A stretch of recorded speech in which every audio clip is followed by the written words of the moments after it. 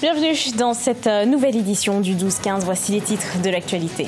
Pas de révision constitutionnelle sans concertation. Le chef de l'État, Ibrahim Boubacar Keïta, rassure sur la révision constitutionnelle malienne.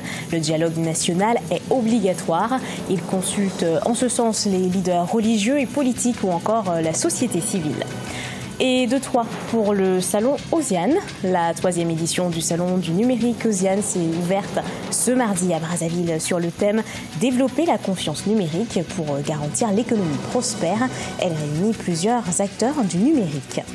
Et puis un gilet pare-balles made in Sénégal, du blindage pour tout type de véhicule, un système automatique de visée et de tir.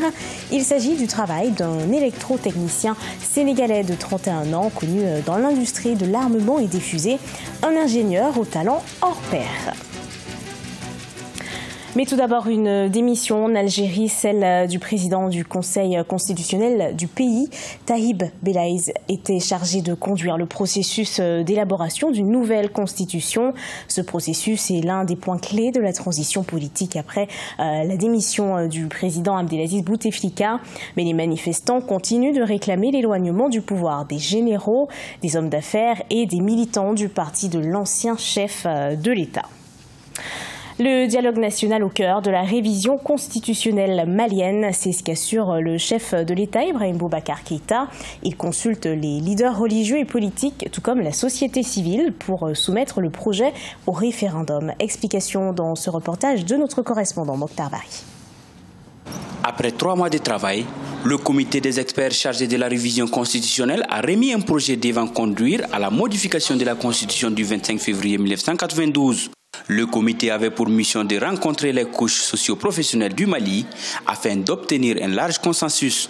Cette modification va permettre au Mali d'être en phase avec ses engagements internationaux. Réviser la Constitution de la République est une nécessité fondamentale qui a été voulue par tous les prédécesseurs du président de la République.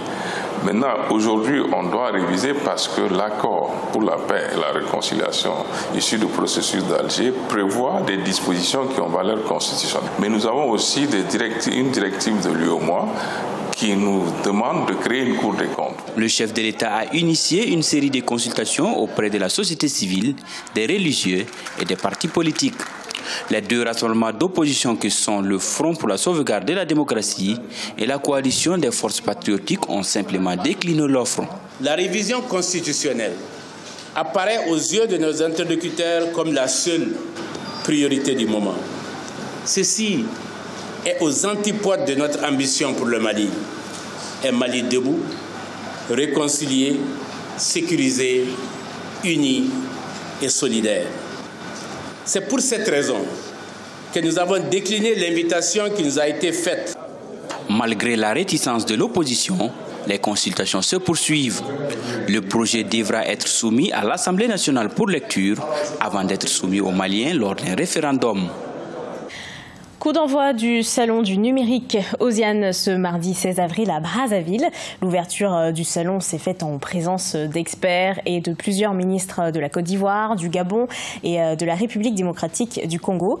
Des ateliers, des conférences ou encore des expositions vont composer cette 3e édition. L'événement se tient jusqu'au 18 avril. Sa thématique cette année, développer la confiance numérique pour garantir l'économie prospère. Ce salon international des technologies de l'information et de l'innovation consiste à apporter des réponses concrètes aux acteurs du numérique. Écoutons justement la déclaration du Premier ministre congolais Clément Mwamba. La particularité de ce salon du numérique et de l'innovation réside dans sa capacité, comme on peut s'en rendre compte, à réunir différents acteurs pour apporter des réponses concrètes aux besoins quotidiens de nos citoyens et des entreprises et aussi de nos administrations publiques. En effet, au-delà d'un simple événement, le salon nous interpelle chaque année sur notre implication au développement de notre environnement numérique. Le gouvernement congolais se veut rassurant face à l'inquiétude de ses étudiants basés à Cuba sur les arriérés de bourse. Le gouvernement congolais a dépêché une délégation à Cuba pour discuter des modalités de sortie de crise. Le pays espère faire face à l'ensemble de ses charges avec l'aide du FMI. Neilei Claude Bessa. Les étudiants congolais en médecine à Cuba obtiennent satisfaction après des manifestations devant leur ambassade à La Havane. C'est par centaines qu'ils protestaient devant la représentation diplomatique de leur pays contre le non-paiement depuis plusieurs mois de leur bourse d'études. Une situation qui est en voie de connaître un dénouement.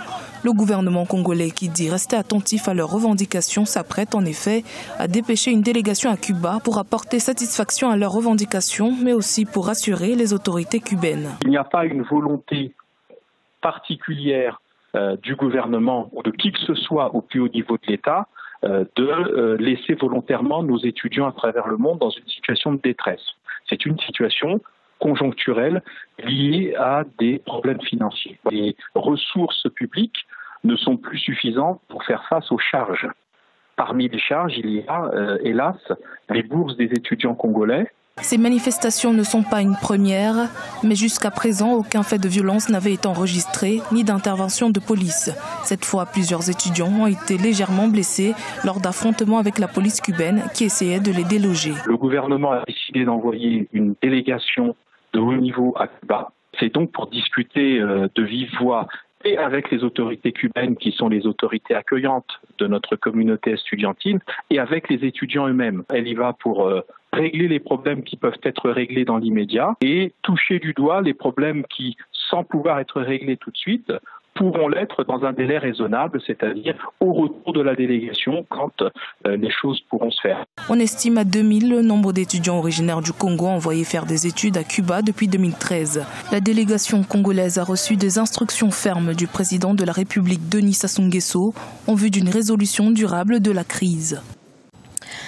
Partons maintenant à la découverte d'un électronicien sénégalais qui a pour passion la production industrielle de fusées et d'armements. Avec un savoir-faire bien à lui, il s'est fait un nom dans le pays. Il a aussi créé le gilet pare-balles Made in Sénégal. Son portrait avec El Hadji Ndiaye. Serigne Maktarba, un Sénégalais qui se distingue par son savoir-faire. Grâce à lui, fabriquer des armes de guerre au Sénégal n'est plus un rêve. L'électronicien sénégalais construit et fabrique également des fusées avec des matériaux locaux. L'aventure commence en 2000 avec la première fusée qui aurait atteint une distance d'environ 300 mètres en poussée verticale. Généralement, dans nos pays africains, on a un problème de sécurité. Et le problème de sécurité est directement lié au problème de la capacité de défense. Voilà. C'est la raison pour laquelle aussi, en développant tout ce qui est roquettes, missiles, systèmes blindés et autres, j'essaie d'apporter ma petite contribution à cela. Produit du Prytanée militaire de Saint-Louis, il a aussi créé le gilet pare-balles Made in Sénégal, le blindage pour tout type de véhicule, le système automatique de visée et de tir. Une fois que j'ai mis en place l'industrie, j'ai été en collaboration avec le ministère des Forces armées et le ministère de l'Enseignement supérieur et de la Recherche scientifique, parce que je fais aussi de la recherche. C'est comme si j'ai été bloqué pour haute compétence.